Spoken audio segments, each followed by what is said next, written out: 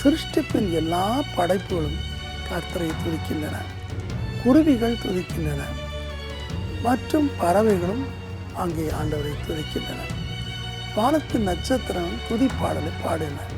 ஆனால் நாமோ பல சமயங்களிலே நமக்கு ஏற்படுகிற பலவிதமான சூழ்நிலைகளில் அவரை ஸ்தோத்தரிக்க துதிக்க மறந்து விடுகிறோம்.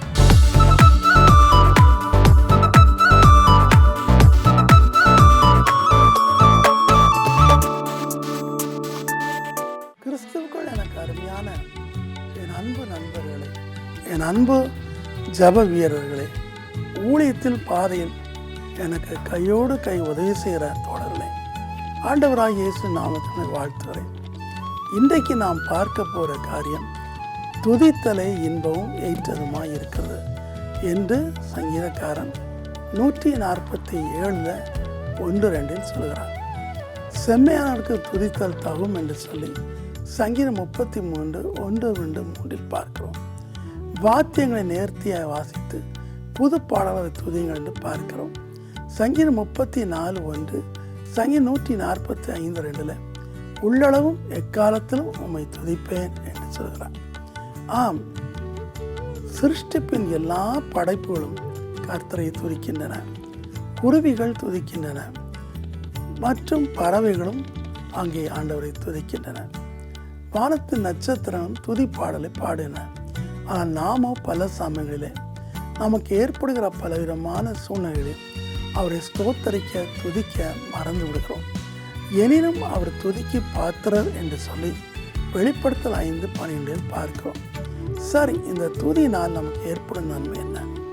2 20 அதிகாரத்தில் 1-2 21-26 வரைக்கும் யோசபாத் என்னும் கர்த்தருக்கு பயந்த அரசன் தன்னை எதிர்த்து வந்த பயங்கரமான சேனையை கண்டு பயப்படுகிறான், உபவாசம் கூறுகிறான்.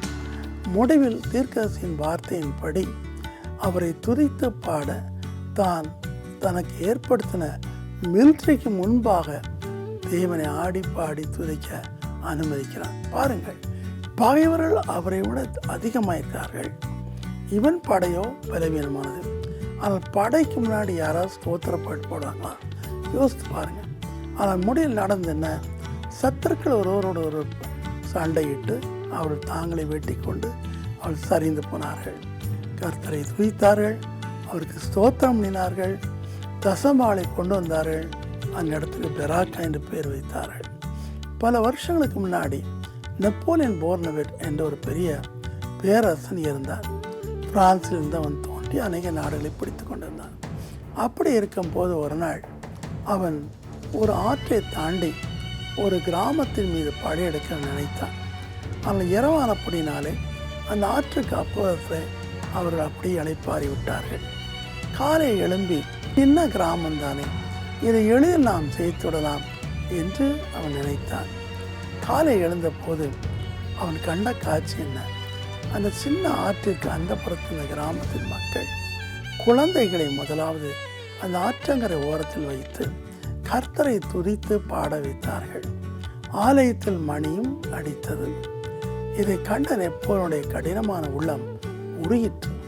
இந்த குழந்தைகளையா நான் ஜெயித்து அவளை கொன்று அந்த கிராமத்தை பிடிப்பேனோ? இல்லை, அவள் ஆண்டவரை துதிக்கிறார்கள், நான் இந்த கிராமத்தை விட்டு போகட்டும் என்று சொல்லி தன் பெரும்பட்டாளத்தோடு யுத்தம் செய்யாமல் பின்வாங்கி போய்விட்டான். இது நடந்த ஒரு நிகழ்ச்சி. ஆகவே உங்களுக்கு எதிராக எத்தனை பாய்ஞர் எப்படி வந்தாலும் மனம் கலங்காதீர்கள். கர்த்தரை துதிப்போம். அவரை துதிக்கும் போது கர்த்தர் நம் சத்துரை சரடிப்பார். ஜெபிப்போமா? அன்பின் கர்த்தாவே, இந்த நாளில் கூட அருமையான உடைய பிள்ளை மீது இரக்கம் வைத்து துதியின் மேன்மையை சொல்லித்தார். அவள் வேலை செய்யும் இடங்களில் அவருடைய நிலங்களை எதிர்த்து அதை கைவசப்படுத்த வேண்டும் நினைக்கிற வேளைகளில் கர்த்தாவே, அநியாயமாக பக்கத்து வீட்டுக்காருடைய தொல்லைகளின் மத்தியில் செய்வனை ஏவல் மத்தியில் உம்முடைய மக்கள் சோர்ந்து போகாமல் பகைவனை மன்னித்து அதற்கு பதிலாக உம்மை துதிக்க செய்யும். உம்மை துதிக்கும் போது பகைவர்கள் அணிந்து போவார்கள். இதை அவள் மனதில் வைக்க செய்யும். ஸ்தோத்திரத்தினால் அவருடைய வாய்களை நிரப்பியர்களும் ஆசீர்வதியும் பெரிய காரணை செய்யும். இயேசுவின் நாமத்தில் வேண்டிக் கொள்கிறேன் பிதாவே, ஆமென்.